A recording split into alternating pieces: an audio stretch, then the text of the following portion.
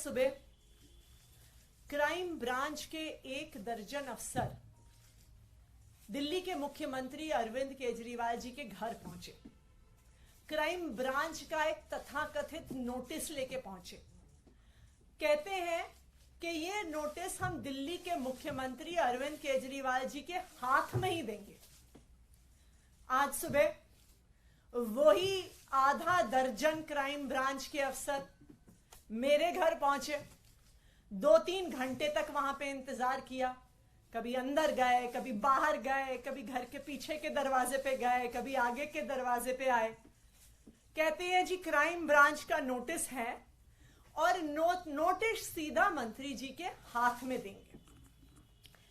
वैसे तो जो बेचारे क्राइम ब्रांच के अफसर आए, हमें उन बेचारों पे के दया ही आती है। दया इसलिए आती है कि जब पुलिस में आए होंगे, प्रमोशन के बाद इंस्पेक्टर बने होंगे, एसीपी बने होंगे, तो तब सोचा होगा कि पुलिस में आके देश की सेवा करेंगे।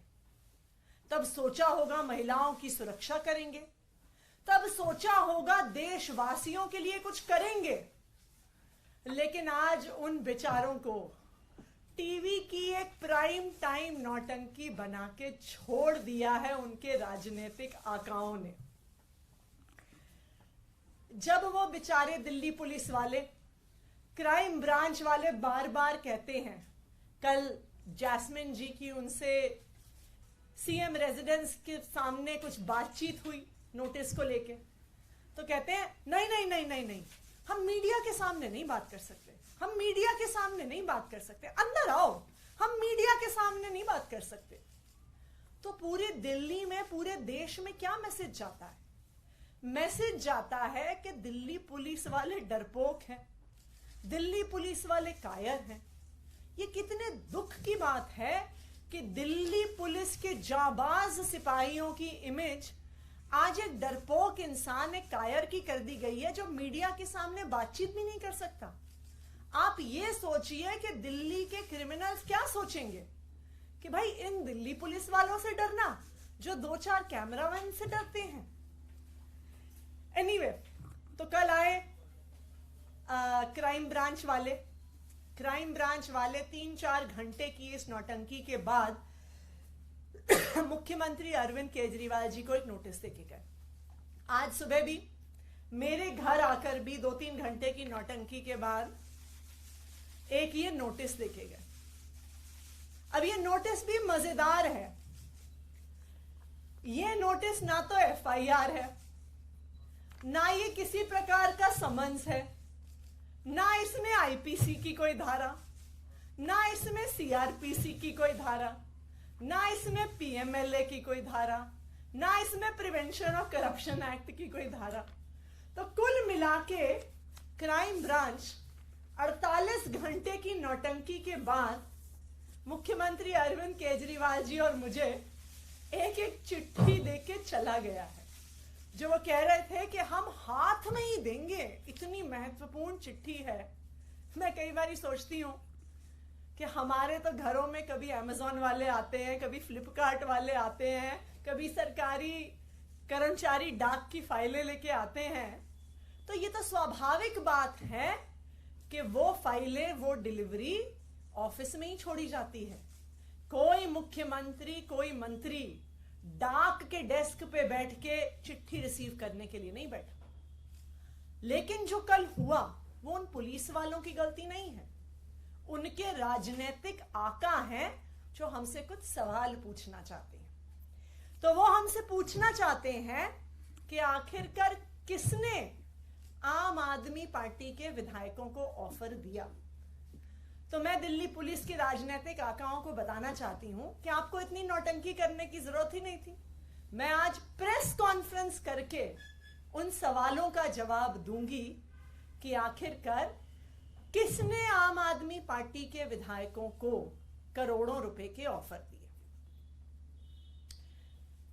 वही लोग हैं जिन्होंने 2016 में उत्तराखंड में 9 कांग्रेस के विधायकों को कांग्रेस से तोड़कर बीजेपी में शामिल किया था, जिन लोगों ने उन 9 कांग्रेस के विधायकों को तोड़ा था, उन्होंने ही आम आदमी पार्टी के विधायकों को संपर्क किया।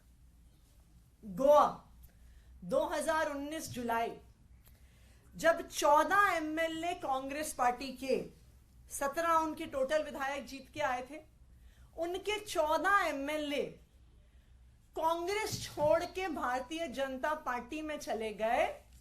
जो लोग उन 17 कांग्रेस के विधायकों के पास गए थे, वही लोग आम आदमी पार्टी के विधायकों के पास आए। कर्नाटका 2019, मई 2018 में कांग्रेस और जेडीएस की सरकार बनी। एचडी कुमारस्वामी मुख्यमंत्री बने। जुलाई 2019 में कांग्रेस और जेडीएस के 17 विधायक टूटकर भारतीय जनता पार्टी में चले गए। जो लोग उन 17 कांग्रेस और जेडीएस के विधायकों को पैसा ऑफर करने आए थे, धमकियां देने आए थे, वही आम आदमी पार्टी के विधायकों के पास आए। मध्य प्रदेश 2020, कमलनाथ मुख्यमंत्री थे, कांग्रेस की सरकार थी। 22 कांग्रेस के विधायक कांग्रेस छोड़कर, टूटकर भारतीय जनता पार्टी में शामिल हो गए।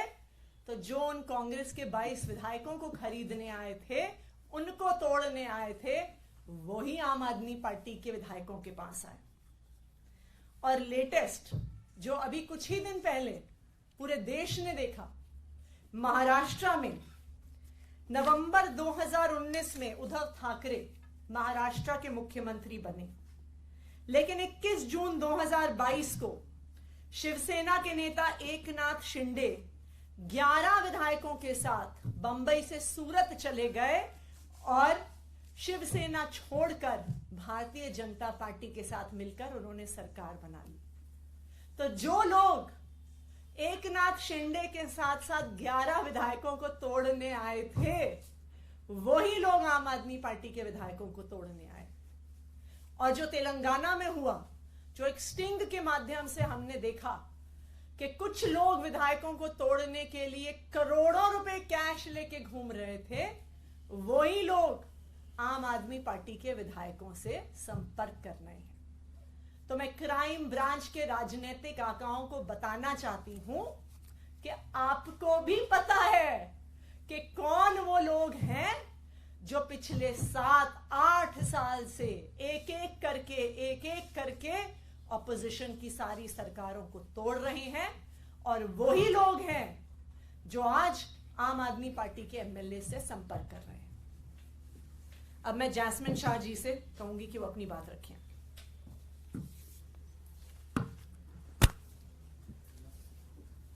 दोस्तों, आप सबने कल देखा कैसे मुख्यमंत्री अरविंद केजरीवाल जी के आवास के बाहर जब क्राइम ब्रांच, दिल्ली पुलिस के क्राइम ब्रांच के दर्जन करीब ऑफिसर, जिसमें कई सीनियर ऑफिसर खड़े थे, उनकी टीम पहुंचने के पहले सारी मीडिया वहां पे पहुंच गई थी। किसने बताया मीडिया को? भाजपा ने बताया। मतलब भाजपा को पता चल जाता है कि अभी क्राइम ब्रांच मुख्यमंत्री आवास पे पहुंचने वाली है। आज मंत्री आतिशी जी के यहां क्राइम ब्रांच के वही दर्जन ऑफिसर पहुंच जाते हैं। उससे पहले 2 दर्जन मीडिया वाले पहुंच जाते हैं। और फिर वहां पर 5 घंटे, कल मुख्यमंत्री आवास के बाहर 5 घंटे ये क्राइम ऑफिसर अपना सारा काम काज छोड़कर केवल खड़े रहते हैं और कहते हैं नहीं जी, हमें तो मुख्यमंत्री जी से मिलना है। आप सब ने वो वीडियो देखा होगा जहां मैंने उनसे एक आम नागरिक के तौर पे सवाल पूछा कि किस धारा के तहत, बस इतना बता दीजिए, किस धारा के तहत आप ये नोटिस मुख्यमंत्री जी को पर्सनली हाथ में सौंपना चाहते थे। क्या कहा उन्होंने? नहीं जी, नहीं जी, मीडिया के सामने नहीं कहूंगा, आ जाइए अंदर, आ जाइए अंदर, बात करते हैं। इतना डर, इतना खौफ। अगर आप कानून के तहत कोई काम करते हैं तो मीडिया के सामने बताने में क्या है आपको डर? सवाल का जवाब नहीं दिया। अंत पंत में 5 घंटे की नौटंकी के बाद वही नोटिस सीएम दफ्तर के बाहर देके चले गए। मैं आज आपको यह बताना चाहता हूं कि दिल्ली में इसका क्या इंपैक्ट होता है। आप सब जानते हैं दिल्ली देश का क्राइम कैपिटल है। हर साल, ये सुन लीजिए, ये नंबर अगर आप सुनेंगे तो चौंक जाएंगे, हर साल दिल्ली में 3 लाख क्रिमिनल केसेस रजिस्टर होते हैं। 3 लाख। इन 3 लाख केसेस में से चार्जशीट कितने में फाइल होती है? 1 लाख। 1 लाख से भी कम, करीबन 30% क्रिमिनल केसेस में ही हर साल चार्जशीट फाइल होती है। 2 लाख केसेस में तो चार्जशीट ही फाइल नहीं होती। और ये जो 30% का आंकड़ा है, परसेंटेज ऑफ चार्जशीट फाइल, वो देश भर में सबसे कम है। मतलब दिल्ली में सबसे ज्यादा क्राइम रेट, दिल्ली में सबसे कम चार्जशीट। महिला सुरक्षा की बात करते हैं। Delhi is the rape capital of India. Women crimes against women में दिल्ली का अव्वल नंबर आता है। सारे मेट्रोपॉलिटन सिटीज का अगर आप हिसाब किताब लगा दें तो highest number of crimes against women Delhi में पिछले साल पाए गए 14,158। सीनियर सिटीजन्स की बात करें, सारे देश में सबसे ज्यादा क्राइम अगेंस्ट सीनियर सिटीजन्स कहां रजिस्टर होते हैं? दिल्ली में रजिस्टर होते हैं 1,315 पिछले साल, जो उसके पहले के साल से भी ज्यादा था। क्राइम अगेंस्ट चिल्ड्रन की बात कर लेते हैं। बच्चे कितने सेफ हैं दिल्ली में? दिल्ली में देश भर में highest crime against children report होते हैं हर साल। पिछले साल कितने रजिस्टर हुए? 7,400। और ये हर साल ये आंकड़े बढ़ते जाते हैं। हर साल दिल्ली के टोटल क्रिमिनल केसेस जो भी रजिस्टर हो रहे हैं वो बढ़ते जा रहे हैं। लेकिन दिल्ली पुलिस के क्राइम ब्रांच क्या करती है? बीजेपी के मुख्यालय से कॉल नहीं आया, दर्जन ऑफिसर भेज दो मुख्यमंत्री के घर पर, 5 घंटे उनको खड़े रहने दो, मीडिया के सामने नौटंकी करेंगे, भंगड़ा करेंगे कि आओ हमें शूट करो, हम यहां पे खड़े हैं। और नोटिस का आधार क्या है? जैसे अतिशी जी ने कहा, ना कोई आईपीसी की धारा मेंशन्ड है, ना सीआरपीसी, ना कोई समन्स, ना एफआईआर। एक कोरे कागज पे एक नोटिस या खत लिखकर कह रहे हैं कि नहीं हमें तो मिलना है। तो क्या मुख्यमंत्री और मंत्री दिल्ली सरकार के सारे अपना कामकाज छोड़ दें, केवल और केवल डाकिया का काम करें कि अपने घर के बाहर खड़े रहे कि आइए दिन भर आइए, जो भी खत लेंगे हम आपको पर्सनली सौंपेंगे? हमारी बीजेपी से गुजारिश है, दिल्ली पुलिस के राजनीतिक आकाओं से गुजारिश है कि ये नौटंकी करना बंद करें, दिल्ली के लोगों की सेवा करने दें। दिल्ली के क्राइम ब्रांच के पुलिस ऑफिसर का कोई इसमें दोष नहीं है। हमारी पूरी तरह से दया है उनके साथ। वो जब आए थे पुलिस फोर्स में तो ये जरूर सोच के आएंगे कि देश की सेवा करेंगे, महिला सुरक्षा पर काम करेंगे, किडनैपिंग रोकने में काम करेंगे, मर्डर रोकने में काम करेंगे। लेकिन होता क्या है, सुबह 8 बजे कॉल आ जाता है कि जाओ आज पूरी दिन मीडिया के लेके जाओ और सीएम के बाहर आप सीएम के घर के बाहर आप ये खड़े रहो रास्ते पे। दुख होता है और मेरी हाथ जोड़ से विनती है कि क्राइम ब्रांच को उसका राजनीतिकरण ना करें, उनको जनता की सेवा करने में छोड़ दें। अतिशी जी, अभी जैस्मिन बता रहे थे कि सबसे कम केस रजिस्टर होता है दिल्ली में, लेकिन आप लोगों ने जो आरोप लगाया है उस पर भारतीय जनता पार्टी कह रही है कि सबूत नहीं देंगे तो आपके ऊपर में केस रजिस्टर होने वाला है और जवाब आपको इस बार देना ही पड़ेगा। क्या है सबूत, वो बता क्यों नहीं रहे आप लोग? देखिए, हम तो बता रहे हैं कि कौन लोग आए थे।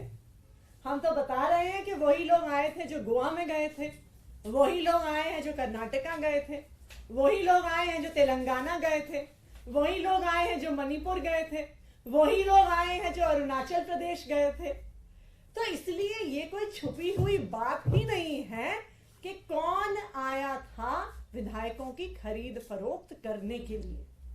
ये आप सड़क पर चले जाइए, सड़क पर चलता हुआ आपको बच्चा बच्चा बता देगा कि कौन कांग्रेस के विधायक तोड़ रहा है, कौन शिवसेना के विधायक तोड़ रहा है, कौन जेडीएस के विधायक तोड़ रहा है, कौन आम आदमी पार्टी के विधायक तोड़ने की कोशिश कर रहा है। तो इसलिए ये क्या करें, एक भारतीय परंपरा में कहते हैं प्रत्यक्ष ही प्रमाण है, तो ये बिल्कुल प्रत्यक्ष है, पूरे देश के सामने है कि कौन विपक्ष की पार्टियों पर केस कर रहा है, कौन विपक्ष की पार्टियों को डराकर धमकाकर पैसों का लालच देकर तोड़ने की कोशिश कर रहा है।